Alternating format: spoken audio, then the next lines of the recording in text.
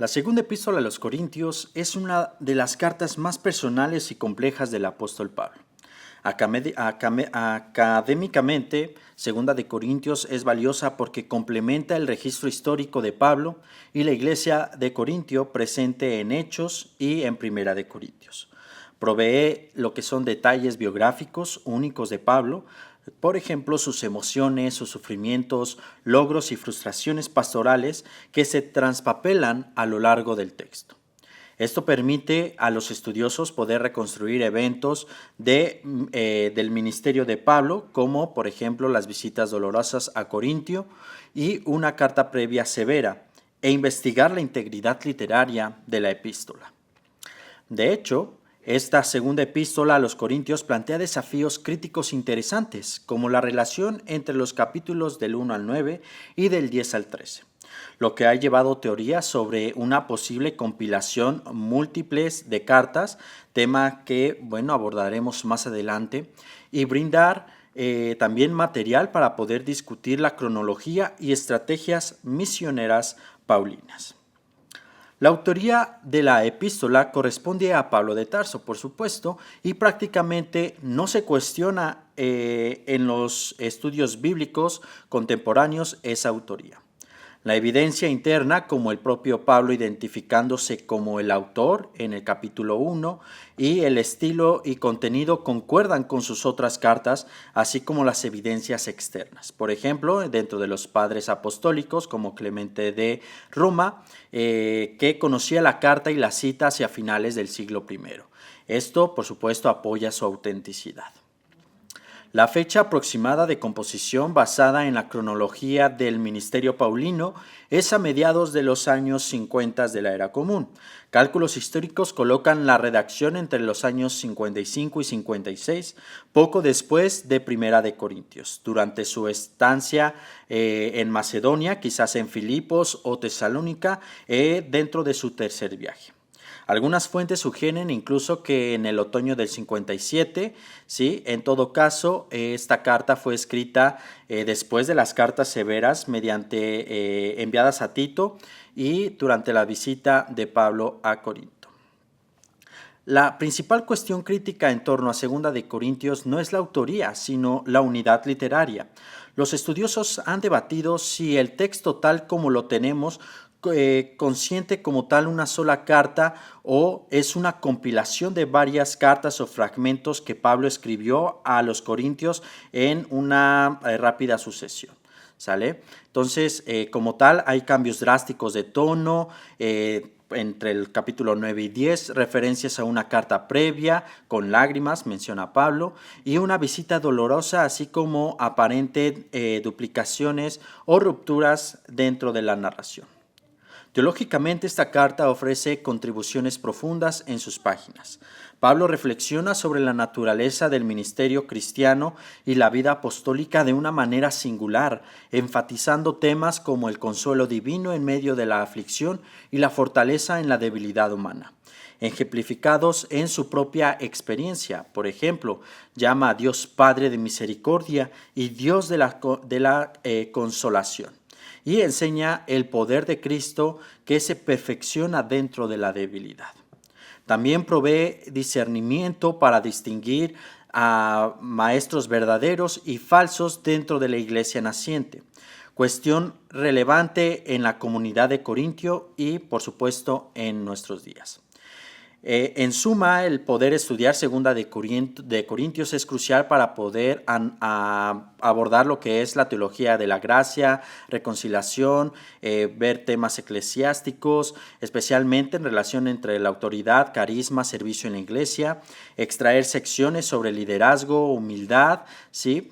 Y por supuesto, estar en la adversidad con la esperanza en Cristo. Esta epístola fue escrita en un contexto de tensiones ya en vías de resolverse, pero algunos conflictos latentes no estaban, por acallar.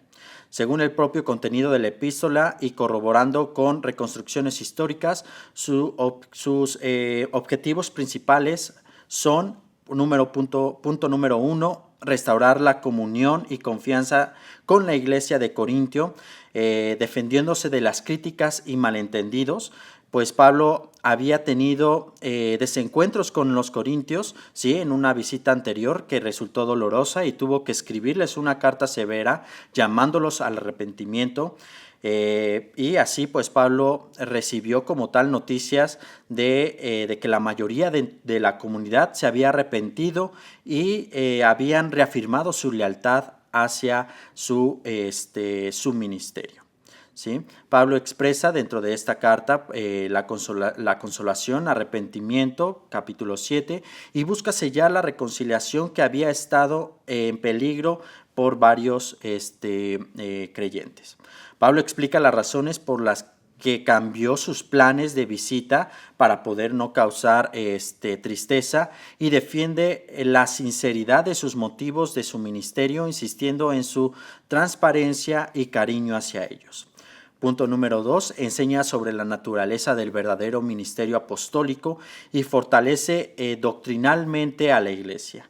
En medio de su defensa, Pablo aprovecha para reflexionar teológicamente acerca del ministerio de la nueva alianza, que califica a un apóstol auténtico y cuáles son los valores del servicio: humildad, sufrimiento por Cristo, rectitud, poder en el Espíritu.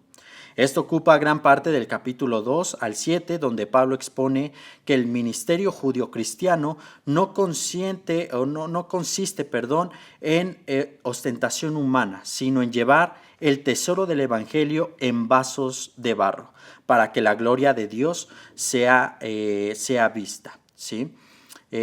Desenmascara también dentro de la misma temática a los falsos apóstoles, ¿sí? Y bueno, como tal, da sus credenciales y su propósito apostólico dado por el propio Mesías. De este modo, Pablo busca que los corintios entiendan qué clase de liderazgo y enseñanzas deben seguir. Punto número 3, impulsar la colecta a favor de los creyentes pobres en Judea, un motivo importante para poder escribir, ¿sí? Pues tener estos preparativos de sedacá, de ofrenda, que Pablo estaba organizando entre las congregaciones gentiles para poder ayudar a los santos de Jerusalén. Una campaña de solidaridad mencionada también en Primera de Corintios, ¿sí? Y en los capítulos 8 y 9 Pablo dedica 2 capítulos enteros a poder animar a los corintios a ser generosos y cumplir con sus promesas en esta colecta, presentando principios de mayordomía y caridad. Él elogia la generosidad a las congregaciones de Macedonia y exhorta a Corintio a mostrar el mismo amor fraternal enseñado que Dios ama al dador alegre. Así, otro propósito de la carta es motivar a la unidad práctica entre iglesias mediante el compartir material, demostrando la comunión entre creyentes gentiles y judíos. Y punto número 4, confrontar a la minoría todavía rebelde y reafirmar su autoridad antes de su próxima visita. Aunque muchos habían vuelto su apoyo hacia Pablo, había una minoría que no se había arrepentido, ¿sí? Y estaba tras los falsos maestros que seguían cuestionando a Pablo. Por eso en la sección final de la carta, capítulo 10 al 13, Pablo habla en un tono firme, advirtiendo de su próxima visita, la cual ejercerá disciplina si es necesario. Su propósito aquí es desmantelar los argumentos de estos opositores pseudoapóstoles y evitar una nueva rebelión abierta, ¿sí? Entonces aquí Pablo se ve obligado a realizar esto, dando sus propias credenciales y sus visiones y relevancias del apostolado. También con ello espera tener como tal, humillar la arrogancia de sus adversarios y asegurar que la iglesia permanezca fiel y en el evangelio que se les presentó. Para ir concluyendo, esta segunda epístola a los Corintios ofrece una ventana fascinante al corazón de Pablo, su dolor, su amor, su teología, y a la vez plantea preguntas hermenéuticas profundas sobre cómo situar a Pablo entre el judaísmo y el cristianismo naciente.